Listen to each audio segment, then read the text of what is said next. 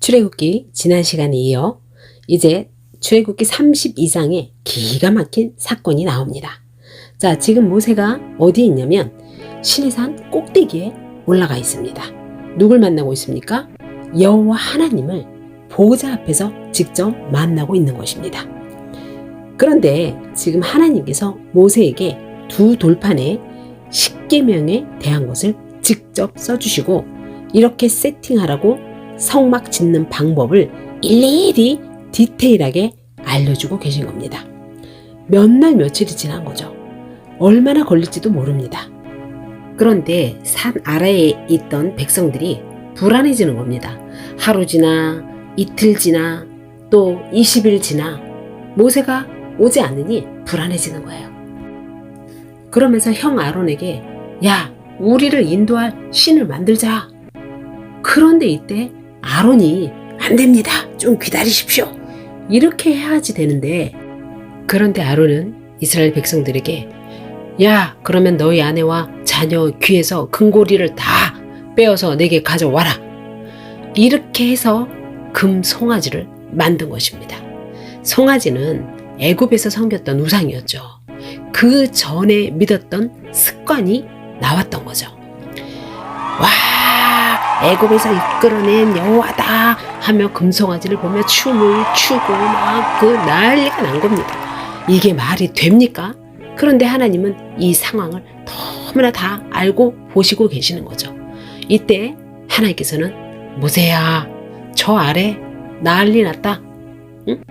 네 백성이 부패하였다 이러세요. 하나님이 갑자기 모세에게 네 백성이라고 말씀하십니다. 내 백성 아니야. 그리고 갑자기 선을 딱 그으시는 하나님이 너무너무 화가 나신 거죠. 뭐 이런 인간들이 다 있냐. 응? 내 백성 안 할란다. 다 집어치워. 이런 마음이신 거죠. 급 선긋기. 이때 모세가 중재를 하는 겁니다. 심판하시겠다는 하나님께 호소하는 모세. 하나님, 애굽 사람들이 하나님을 뭐라고 하겠습니까? 자기 백성을 진멸할 신으로 생각하지 않겠습니까? 아브라함, 이삭, 야곱에게 하신 약속을 잊지 마세요. 이렇게 하면서 모세는 이스라엘 백성을 위하여 진심으로 간구합니다. 이때 우리 하나님께서는 뜻을 돌이켜 화를 내리지 않으십니다. 이분이 바로 우리 하나님이십니다. 살아서 역사하시는 이분이 바로 나의 하나님이십니다. 그리고 모세가 두 돌판을 들고 내려옵니다. 그런데 산 아래에는 그야말로 가관인 것입니다. 막 금송아지와 함께 막 축제 중인 이스라엘 백성. 야, 금송아지가 최고다. 내 여호와다. 우리를 위하여 지켜주는 신이다. 이렇게 하고 있는 것입니다. 이것을 본 모세는 너무너무 화가 나서 머리 뚜껑이 확 열리도록 머리 끝까지 화가 난 모세는 하나님이 직접 주신 이 돌판을 그냥 바닥에다 내려서 왕창 깨뜨려서 박살을 냅니다. 그러면서 어떻게 된 거냐? 아론이 또 핑계를 댑니다. 이 백성들은 네가 더 잘 알지 않느냐? 하도 닥달을 하길래 모세 너는 오지도 않고 어떻게 하겠냐? 그래서 금을 좀 가져와봐라. 그래서 그것을 불 속에 넣었더니 금송아지가 나온 거지. 이렇게 말도 안 되는 거짓말을 합니다. 아론이 그런 사람이 아닌데 우리 사람은 너무 연약하기 때문에 언제나 무너질 수 있고 또 언제나 부정할 수 있는 거죠. 그래서 우리는 하나님을 더 붙들 수밖에 없는 것입니다. 그래서 모세가 어떻게 하냐면 금송아지를 불로 다 태워서 녹여버립니다. 그리고 그걸 가루로 만들어서 전부 너희들 부어서 마셔버려. 그리고 레이지파들을 다 나오게 합니다. 그리고 3,000명가량을 다 죽입니다. 그래서 하나님의 노함을 가라앉히게 되는 거죠. 하나님은 공의의 하나님이시기 때문에 반드시 죄는 심판하시는 하나님이신 것입니다.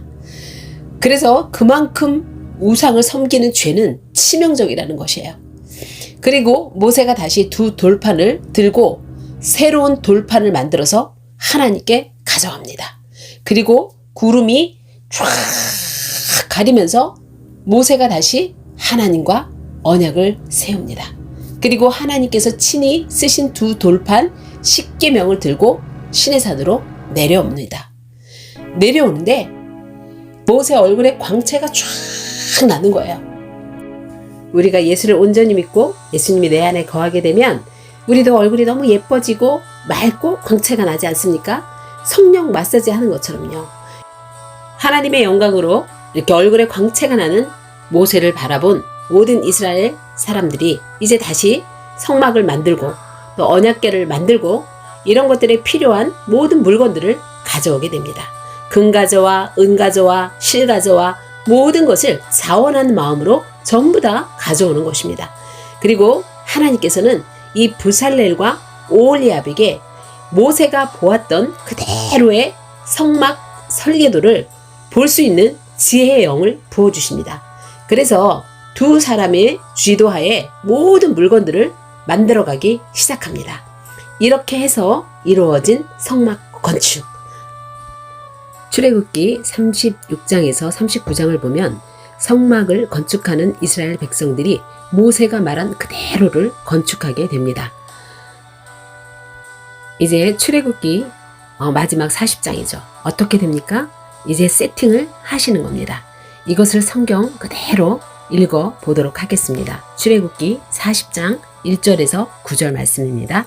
여호와께서 모세에게 말씀하여 이르시되 너는 첫째 달 초하루에 성막 곧 회막을 세우고 또 증거궤를 들여놓고 또 휘장으로 그 궤를 가리고 또 상을 들여놓고 그 위에 물품을 진설하고 등잔대를 들여놓아 불을 켜고 또 금향단을 증거궤 앞에 두고 성막문에 휘장을 달고 또 번제단을 회막의 성막 문 앞에 놓고 또 물두멍을 회막과 제단 사이에 놓고 그 속에 물을 담고 또 뜰 주위에 포장을 치고 뜰 문에 휘장을 달고 또 관유를 가져다가 성막과 그 안에 있는 모든 것에 발라 그것과 그 모든 기구를 거룩하게 하라.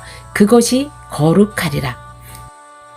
참으로 기가 막힌 것은 여호와께서 자기에게 명령하신 대로 다 행하였더라 라는 말씀이 출애굽기 40장 16절에서 32절까지 8번이 반복되는 구절입니다. 하나님이 그대로 설명한 대로 명령하신 대로 성막을 짓는 이스라엘.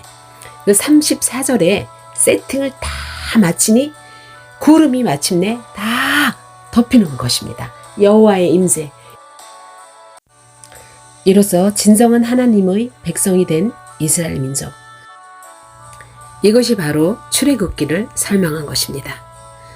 아무것도 아닌 종일 수밖에 없는 존재인 우리를 하나님이 다 불러내서 내가 너희 안에 거할 거야.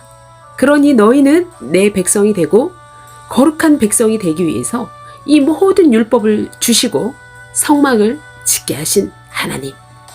물론 그 중간에 금송아지 사건도 있고 하나님께서도 엄청 화도 나셨지만 결국은 이뤄내신 것입니다. 누가? 우리 하나님. 이것이 바로 출애굽입니다. 아직 시간이 많이 흐르지 않았고 장소는 어디냐? 계속 시내산에 머물러 있는 거죠. 이제는 내 얘기로 시내산에서 계속 하나님께서 주실 것입니다. 여기까지가 출애굽기 마무리입니다.